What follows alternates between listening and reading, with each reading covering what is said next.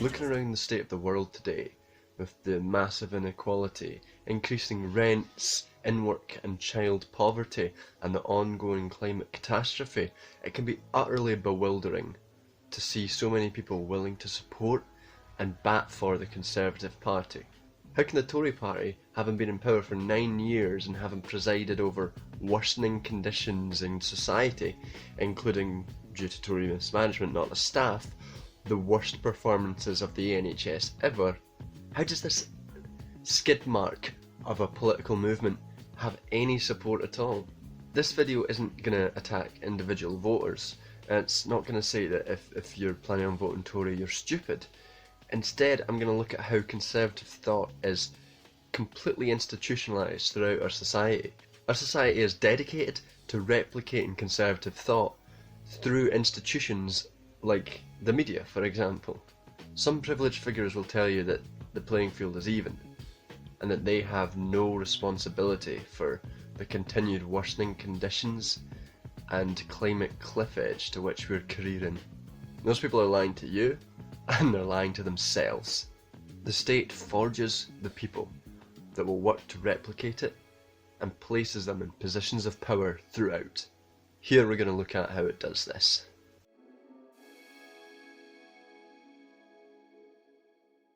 The first place to start is probably with class interest, because the entire state is geared towards the interests of one particular class, the class of capital. To illustrate this point, 2 of the people you saw in that last photo have been Prime Minister in the last 4 years. That's how small the circle of power is in the UK.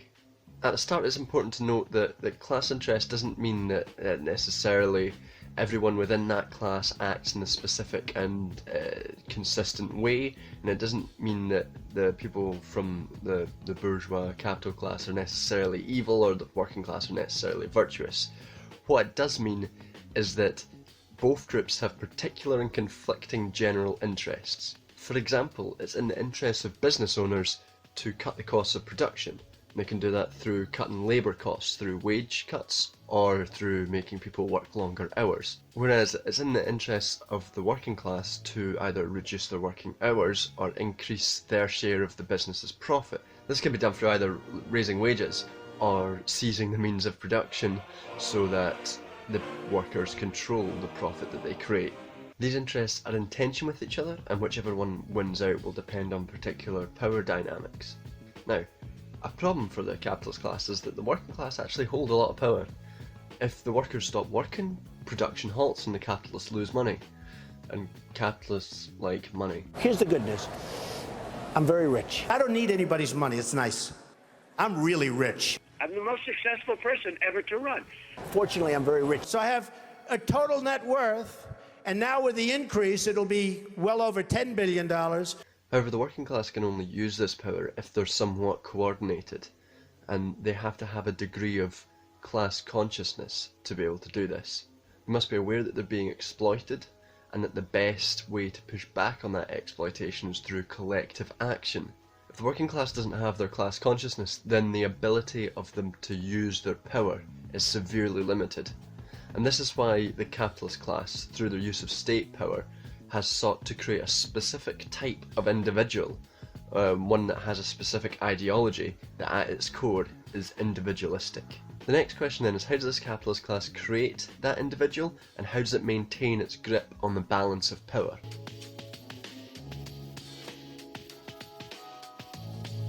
One way in which it does this is through the power of the state. By definition, the state and all of its offshoots were built by and for the people in society who held the balance of power. It's not an apolitical body that's waiting to be steered by whoever happens to hold the steering wheel at that point, but a framework created by the capitalist class through which they can maintain and support their material interests. We're talking about more than just the government and houses of parliament, but the entirety of unelected, broadly unaccountable state branches like the civil service, the police force and central banks. These organs of the state exist to perpetuate dominant ideology. For example, at a recent lecture I attended featuring economist and former member of the Greek Parliament, Kostas Lapavistas, He argued that as soon as a new government is formed, whether left or right, suited men and women from the central bank and civil service will appear to explain what exactly is possible within the framework in which politics operates. What is common sense? In the US, left-wing Representative Alexandria Ocasio-Cortez recently expressed a similar sentiment. Now that I'm on that other side, I can tell you the halls of Congress are no joke. It is no joke to stand up to corporate power and established interests. It is no joke. It's not just about standing up and saying these things, but behind closed doors, your arm is twisted, the vice pressure of political pressure gets put on you, and every trick in the book, psychological and otherwise, is used to get us to abandon the working class. And Kostas Lipovistas' former Syriza colleague Yanis Varoufakis has expressed a similar perspective. I could see Wolfgang Schäuble, the German finance minister. He was looking at me with, eyes that felt like laser beams. And he gets the floor and he said, one sentence, which is the one that I'm going to leave you with. Elections cannot be allowed to change economic policy. All this is to show that the state doesn't operate at the whims of whomever is in power at that particular moment, but it operates as a tool for the class interests of the dominant capital class. Moreover, the entire system of the state is established to engender in those who have privilege that they deserve that privilege. Institutions like private schools, elite universities, the civil service, the media are all set up to perpetuate and maintain the ingrained class power. Like a circle, these institutions were set up by the most privileged for the most privileged and are still massively overrepresentative within them, especially in the highest positions. The institutions themselves support the class system that created them and in turn support it. So it will always be a hard fight for a left-wing government to overhaul the institutionalised ideologies of the state. Arguably, it's not even possible to fully overhaul these ideologies from within the structures of the state because the structures themselves are necessarily part of that ideology. By being a parliamentary party, you're necessarily ceding ground to the capitalist structures. But for the purposes of this argument, I'm going to stick with how one particular form of capitalist ideology that individualises and reduces class consciousness has become institutionalised and the challenges that that poses.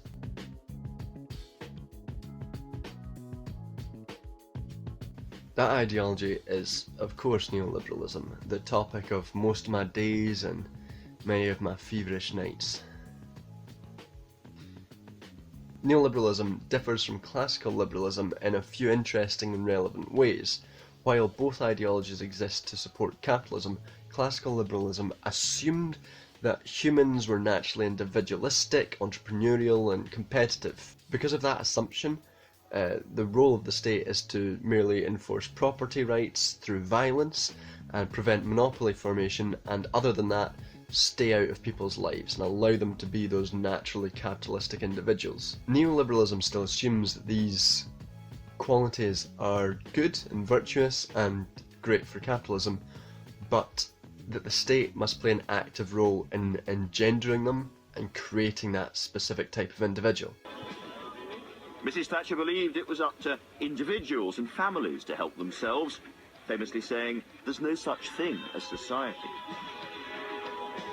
This ideological drive accounts for some of the internal contradictions of neoliberalism, between the rhetoric of limited government and the reality that the state is wielded pretty ruthlessly under neoliberal systems. So the next question is, how does neoliberal state individualise and suppress class consciousness?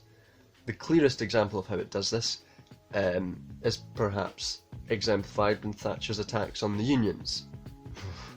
I'm sorry, Thatcher she gives you a chill when you think about her. Her deeply ideological war between the power of workers and the power of capital was eventually won out by the power of capital. Thatcher's government introduced the banning of solidarity strikes between different industries and introduced anti-picket line laws, among many others. Her government was and should be called revolutionary. Thatcher saw that the working class had power and a degree of class consciousness under the previously dominant Keynesian system, and it set out to root out that power. This was the vanguard of neoliberalism. It carried the flag.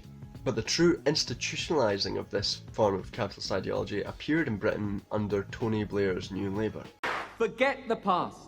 No more bosses versus workers. We are on the same side, the same team, and Britain United will win. That clip just does not get any better the more I see it. While Thatcher's government was revolutionary, it meant that by the time New Labour came to power, Thatcher's reforms weren't fully embedded into the state system. They weren't fully institutionalised. A neoliberal common sense had not yet been accepted. And then came Tony Blair. Rather than fully reverse the anti-union legislation, New Labour largely kept and maintained it.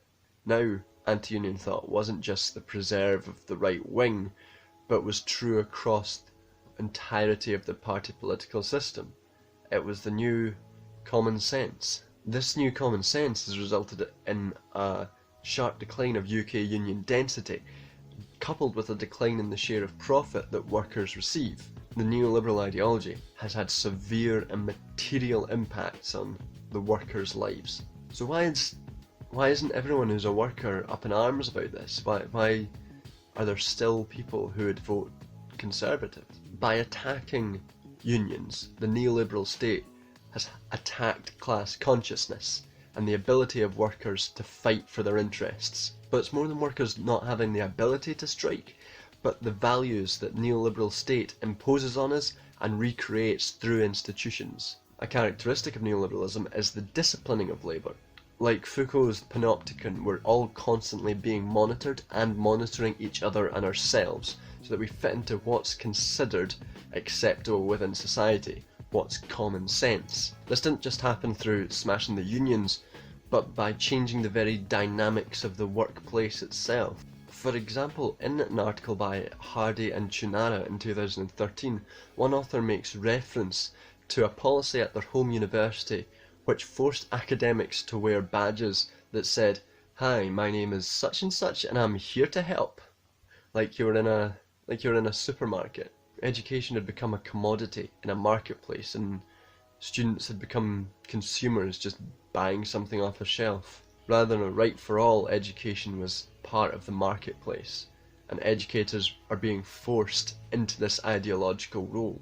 Furthermore, the capitalist and neoliberal ideology has pervaded through every stage of education. I challenge you to just think back to school. Were you ever asked a question that fundamentally challenged the assumptions about our state? In history or modern studies, was Marx ever explored? Was Britain's colonial past and present ever seriously scrutinised? I'm betting for most people the answer to most of those questions, if not all, is no. And I know that's the case for me. These are brief but illustrative examples of how at every level of education we are moulded into an image of what's acceptable in society, what's the common sense. The neoliberal state is trying to make us the individualistic, competitive individual that it craves through both concrete methods of union suppression, labour disciplining and methods of institutional social moulding.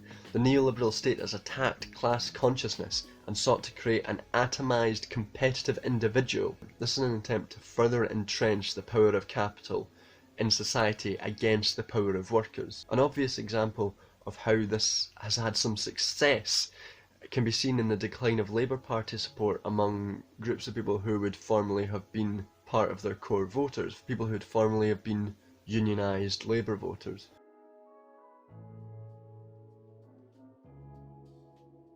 But another example of how conservative, neoliberal, capitalist thought is projected is through the media.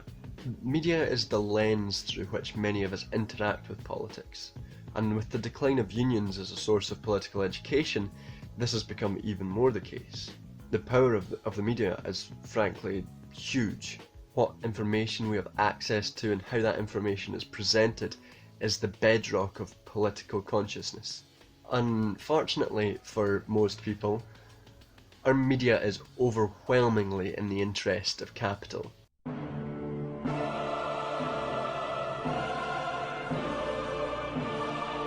Our print media is owned by billionaires, and journalism itself is one of the most exclusive professions. According to the Sutton Trust in 2018, around half of all journalists went to private schools, compared to just 7% of the population as a whole. Anyone who says that our media provides a level playing field between the interests of capital and the interests of most people is lying to both you and themselves.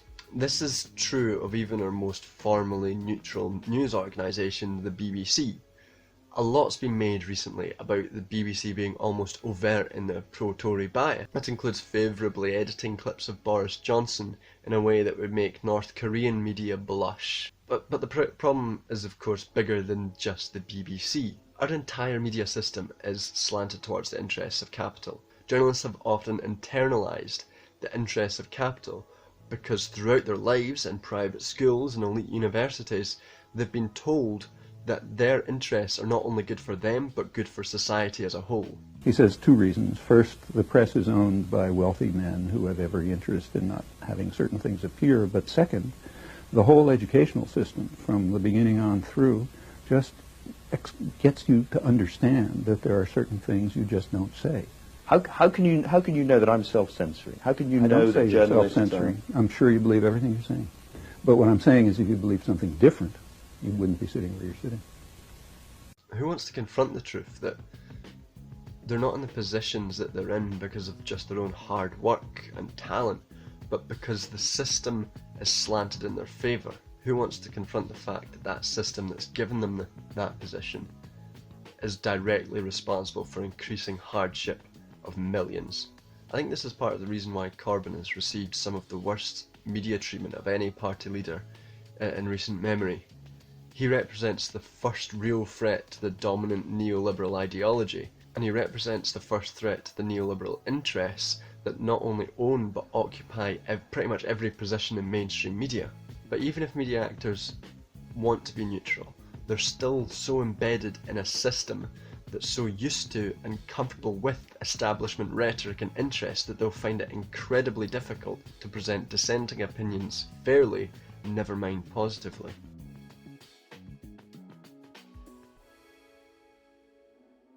So why are so many people still willing to bat for the Conservative Party?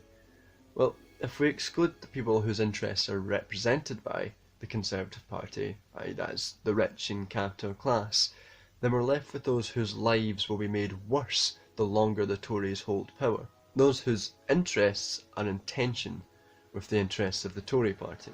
There have always been people who act against their class interests. People are individuals, unpredictable, and aren't always rational actors. We should tell that to economists all the time. But there are forces which push people to act against their class interests or make it less likely for them to be aware of those interests.